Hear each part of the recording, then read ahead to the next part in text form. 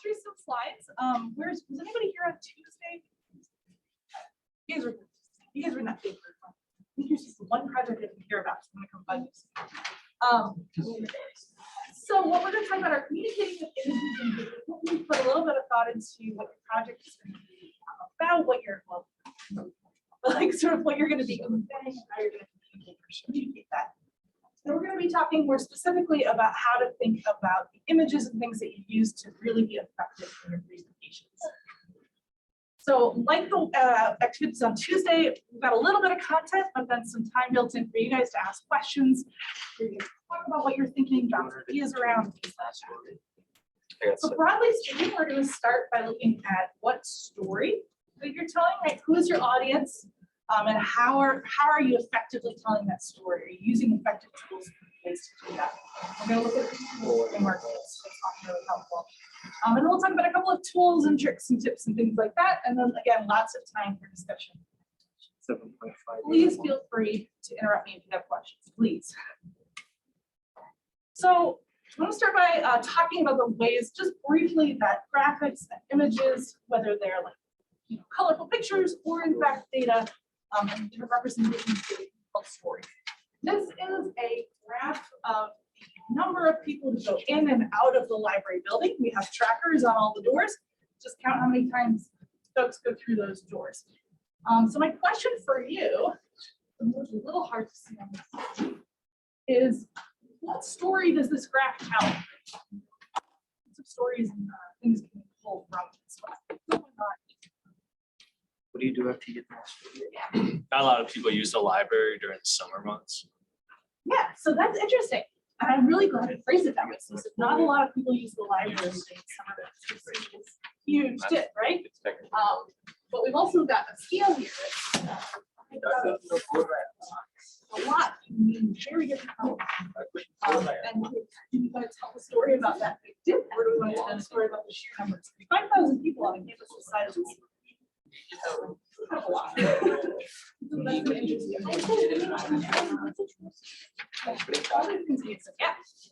Less people were using the library once COVID hit. Yeah, so the black line is our COVID numbers.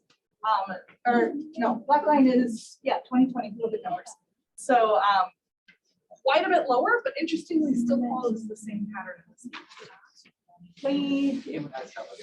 is not the version of 2022. 2022, curious, is not quite up as high, but getting there. Anything else jumps out at you? I always want to know what happened in 2019 October, because there's like a massive spike and I just don't know, like somebody didn't have therapy and I don't remember what happened there. Yes, definitely. So you guys hit on a lot of this. This data as it's presented is kind of, I don't want to say agnostic, but it's very much just here's the what did you do on this? And even if you take it out of the format of this graph, what did you do with these numbers to sort of tweak them and talk about the impact of, say, COVID? Or how could you tell a different story about how it's on the library? How could you use that data to tell even just some other story? The number of people that in that's a big question. Do you see that for the last time it was edited and easy? We use that for work. I don't have a total right answer. It's just sort of to ask you to think about it. You just have these numbers, right? You have the numbers of folks going in and out of the library. How could you share that or represent that in a different way to tell a different story? Sure. We've got it just timeline based. For example, earlier is a really good one because the scale is a big difference, right? If we change the scale to in some way maybe note how many students we had or spread it out, that would show some.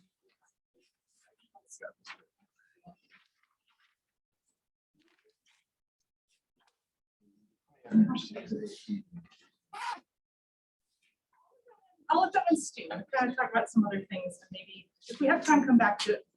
So I want to talk about who your audience is as well for Design Expo.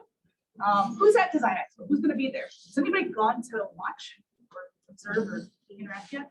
It's all been online for us too, so it's silly questions. Still getting used to it. So, based on what you do know, who's at tonight? I think a group of middle schoolers. Yes, you heard about that. We are gonna get a group of middle schoolers, right? If they get us slow. Who else? You. No, I just wrote consider a board. You guys gonna look at other people's projects while you're there? Okay, I see a couple of nods. So fellow students for sure. Your faculty, absolutely. And honestly, just random people. Pretty much everyone on campus is invited, and it's gonna be a really good. What do you think, either at this session or any kind of presentation of research session that you go to, anything like that? What do you guys think people's goals are? Yep. Yeah, it's getting pretty tough. Yeah. Explain what they've been spending months working on. Okay, so your goals are explain what you're working on. The people who are attending might have a very, very good mix of goals. So if you think about it, you've got this experts and non-experts, right? We talked about the middle schoolers that will be there. The people who are there want to do a couple of things, right? They want to absorb a lot of info. They are not going to become or gain nearly as much expertise as you have on your topics in a short amount of time. During which you'll see. So you have to keep that in mind, even if they are experts, their goal is probably to just understand a lot of what's going on, a lot of new projects. Network, meet new people, see neat things, right? That's often the goal when you're sharing. But it'd be a really Okay. hard one. So keep those things in mind when you're deciding what kind of Really images understand visuals it, you but want to where I can look back on my. Make sure you include things that engage folks that are outside of your field that aren't so dense. We don't know what any of these acronyms mean. Labels mean things like that. Keep it in mind. If you're not sure, show it to somebody else, right? Take it to the writing center and say, is this understandable to somebody who's outside of my field? Or your roommate, literally, I can usually tell you that. So I want to talk briefly about this framework because this can be a good way to help you make some of those decisions. Feel free to follow along, but I'll make sure you guys have these slides as well. This is called the SHARK framework. It was developed by some folks over at Purdue to sort of help guide you in how you might design charts and graphs and things like that with your user in mind. Now, we're going to talk about this in the context of charts and graphs and things like that, but some of what you have as well may just be like pictures of your work. Is anybody doing anything where they're going to be sharing like just your design schematics or, yeah? Can I ask what your project is? It's like a shell redesign for a vehicle, so it's like sketches of the outside. Oh, neat, very neat. Is anybody from the wheel? So there's a group here the other day where they were redoing the tags that you put in whales. So that's an interesting one because you could have some really neat pictures of that and pair it with some of the force graphs. So again, what I want to get at here is this focuses on charts and graphs, but some of the principles here can be also translated to other types of charts. This website is happy in that it asks you to think about these sharp scale, hierarchy, axis, mutability, and color. And it's really easy to. I'm going to really think about Okay, what's going on? axis, right? Do I want to start at 0 or do I not? And then get so hung up on that that you forget other things. As an example, this is actually not a great chart. In part for a lot of reasons, but one of them is the only thing that differentiates these lines is color. Somebody who's colorblind. Keep this in mind. That's the reason I'm going to really walk through each of these steps. I know. Let me. Okay. So we've got these different principles. Color is a big one. Readability. Think about the folks who are going to be looking at your visuals. You guys are going to be setting up in this space and next door primarily. Feel free to come test things out. If you want to come set up your computer and see how far back you need to stand in order to see those visuals, probably do it. Right? Happy to see that happen. Yeah, what do you think?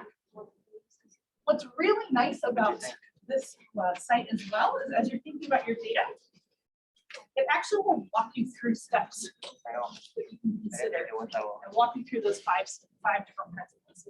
So it divides the way that you No, I didn't share do your the data copper. and the way you share Copper. two But you have- different concepts. You want to communicate a really specific story you're trying to make, Yeah. or is this really exploratory? Do you remember All what the your data ad? out there and let the user Negative. and make some decisions for themselves. So let's say I want to be communicative. And it tells you here are some different types of charts and ways of representing them Rock on five. that tend to lend themselves. Everyone's got a different answer. Me and Mason have yet to And then you can click through these and see why. like, Right, a communicative Me and pie Matt don't chart have the same answer. lets you do some I don't think she changes the numbers. or back to back. You have two groups of things with subcategories. This is a great Well, way then to you do might it. be right, the rock on something around five. You can take, in this case, they have by gender, female and male. What do you got for Bob? So if your comparisons, you can pull a chart like this. Yeah, I didn't And get it. similarly, if you're like, well, I just have a lot of data I want to share. I'm gonna pick up at Wilbur because there's nobody here. What'd you get for your copper? They tested how hard it was to pull their design like out of a fake gel solution. I mean, that's something that maybe is into your heart, I guess. But that's exploratory. They're just showing. They're showing you how. You're also having that. I'm having trouble with words today. This is my second session and I'm talking a lot. So if you need to slow down or repeat anything, please. Do you have the turban from? Did you have a turban problem? And again, gives you a really nice range of different things to do this and sort of what the benefits are. Any questions about Well, this? email, well, you might have like this, but, This is subscription based. It is just and the multiple choice. Google Shark, SHARC. And Purdue, you'll find it. Okay, oh, cool. I'm gonna keep trying. Do they provide solutions to, say, if you have large amounts of data and color is the ideal way of distinguishing that? They do not provide solutions for that, but I would say hold that thought until the work time and maybe we can do some marine. There's That sound good? one more person. Okay. I haven't found anybody that did it. Said it was zero and just. Yeah, that one is more sort of to give you the broad idea. It won't build your charts. Either answer it's on my ass. I'll know next week. Yeah, well, So somewhat along those lines, there are a lot of different tools that are out there that will help you build charts, graphs, infographics, anything like that. That can help you build those and help you build them in a way that looks really nice. Because most of us are not graphic designers. I like to use Canva, which is anybody use Canva for anything? Okay, so Mainly to make presentations. yeah, presentations, posters, it has some nice templates for layout. Basically, it makes things look really fancy. I'm done. So that one's not data focused, but if you're pulling together images and graphics and things, it can be nice for helping you lay those out in a really simple way. So, right, that's your sort of standard data representation. It's gonna make your charts and your graphs. And then sort of the whole range of different tools. In this kind. Won't run through all of them. Very, very loosely, I would say they go from simpler to more complicated. I'm not actually familiar with this last one. That's something a student gave me last week. Yeah. Yeah, so Power BI has a LinkedIn Learning has a few tutorials on that. So that, and it's the Windows like data visualization.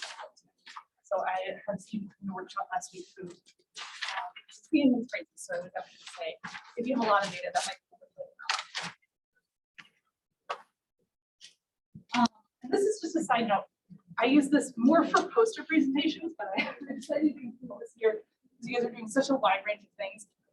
Like I said, I'm not a graphic designer. One of the things I struggle with is lots of colors. I want my things to be eye-catching without being like garish. And I have trouble figuring out what that might look like. There are a million websites out there that will say, hey, pick a color and put together a palette. Here's 4 or 5 colors to go with. And then you can kind of use that to write your whole. They found painting my house, not presentations. but it has come in very, very handy for this. There's lots, of them. There's two random ones that I've found. over the years. Brinley's is gonna give us the wrong pitch. As far as images go, is anybody looking to include images that they have not taken or designed or that are of their graphs or of their data? A couple of nods, so like, okay, so pulling in truly outside images. But we also have to Um, verify. So I will spend a little bit of time on this then. So has anybody used Pixabay? That is where all the graphics from just about any presentation you see me do. Are up, and it's a free photo website. All the photos there are Read public. on numbers over 10,000. Every picture there can be used however you want. You don't have to contribute it. You don't have to. Leave immediate comments. Very, very similar, right? It's tied to similar to Wikipedia, but has images and audio and things like that. You can also use Google's advanced images. Do you have to cite those when you use them? That's an excellent question. Complicated question. So anything that's public domain, you do not have to technically cite. It's it literally means in the domain of everybody, do whatever you want. If you're in a situation where, especially for like a class or something, professor, because they see that anyway, just to Is, about the proper channels. we're not giving that. So for this, I don't know if you guys have any rules of thumb for. So water at We 25. do actually, if you go to the Design Expo website, then you'll see some guidelines, but it's really more so for working with sponsors, and music. So there may be some information there. Yeah, when in doubt, I always would, just so that I don't have folks who are looking at my presentation, like, get that scantily. So technically no, but yes. I hear a little bit of a non-answer. I'm just gonna make it worse by talking for a minute or so about copyright. For those of you that are pulling in images outside of what you've created or what your sponsor, your partner has created Didn't give it. for these projects, But- copyright does come Table into you play. can use this. Especially because, how many folks are working Verify outside? It's turbulent by calculating the Should be Reynolds most, right? number, Some assume the capacity or water another. is 25. So especially because you have a business affiliated with your project in many cases. and That's also later how you have get some your view. concerns about legality of You know, there's. patient and stuff like that. There's This is not something that I want you to page keep in mind, 70, although don't you- fall too far down the rabbit hole. Copyright is the law in the US that basically governs who owns a work and who has the rights to reproduce it, sell it, share it, cut it apart and put it back together, right? All those different things. When you are citing papers, when you're writing a research paper and you're citing a paper, you guys will often just cite a line, right? Or a paragraph. And that's kind of falls within this umbrella of fair use, right? It's just a little bit of a piece of that paper. You're just taking up that line to make a point. It gets a little weird with images because even though you are still using it sometimes in a very similar context, you're using the whole image. There's No, I'm not gonna generally go just gonna on take a couple of pixels out of that in the same way you would a line out of it. And I get it. So that's considered under copyright law, the heart of the work is when you're using the heart of the work, you're kind of starting to reach that point of, okay, you'd be concerned about copyright. So with images, just grab something on Google Images, you're using the whole thing, you're using the heart of the work, and it falls under this. Couple of things to note, like I said, I don't want to go too far into this because it is a rabbit hole. Things don't have to have the little C on them to be copyrighted. Everything in the US that is in a fixed format with some sort of creative element attached to it or as part of it is automatically copyrighted. It doesn't mean data is not copyrighted. If you have a whole set of data, you can make your own graph. The graph is copyrighted because you had to put some thought and creativity into that graph, but the data's not. Any questions there? It's a rabbit hole, but I can happy to answer. Visual, that's, yeah, it's a- Keep that in mind. But that's one of the reasons I've got just a couple of places to start, because these are good, easy places to start, so that you won't get too bogged down. In this. These are publicly used. Okay. I think you kind of alluded to this in some ways if you're working with a sponsor or partner, you always want to check and see if they need to have their branding on the project somewhere. They need their logo on there. So I don't think you guys need to have anything from the street. Is that accurate? That's more if you do a poster outside of you. We are pulling heavily from resources up to 6 yet. Would we still need to include that logo then? Be more specific. Like we've done land sampling, vegetation sampling. So the equipment we've used is provided courtesy of Michigan Tech for us to borrow. I think it's a general good practice to say. We only know the speed down. All right.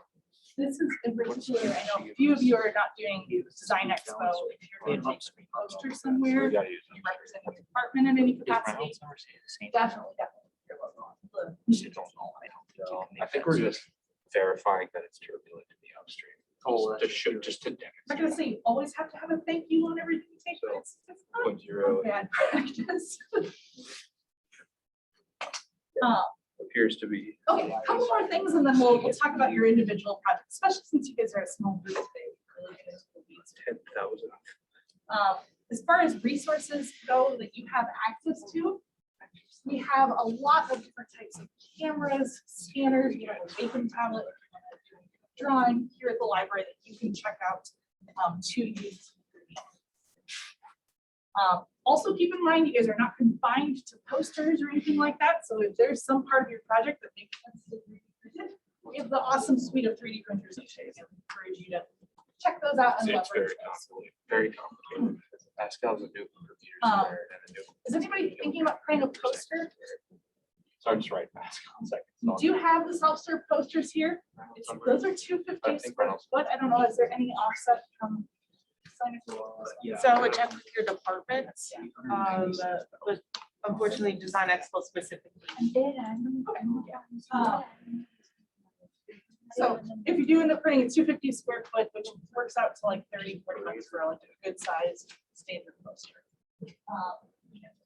You can do is we very frequently have these poor people who made something beautiful on their computer screen, and when they printed it double the size, everything's blurry. If you're not sure how to do that, that's something. We have a few people in the library who are really good at that. I don't know if that's because it's probably not. Yeah, that's kind of what it is here too. I've done it enough that I don't need. You don't have to make my. All right, so with that said, that was a lot of content, really in a short amount of time. But we wanted to build in lots of time for you guys to talk about your projects. And do Smaller sections. you have any initial questions based on the? Verify the social calculation. In a smaller section, yeah. So what we're gonna do is, again, much like we did the other day, where sorry, not all of you were here, but some of you, where for like 10 minutes, talk to somebody near you about your project. And start thinking about what are you going to represent? Maybe you should just conservation. What story are you trying to tell with those images? And then we'll rotate every 5 to 10 minutes. And our wonderful coaches will just kind of work their way into some of these groups to kind of offer some outside sheets. There's no work. So you're just gonna Try more pizza too. While we're getting set up. Grab somebody close to you, and we'll start chatting about what you're looking at. It's fine to go in and out like, kind of like concerts. That's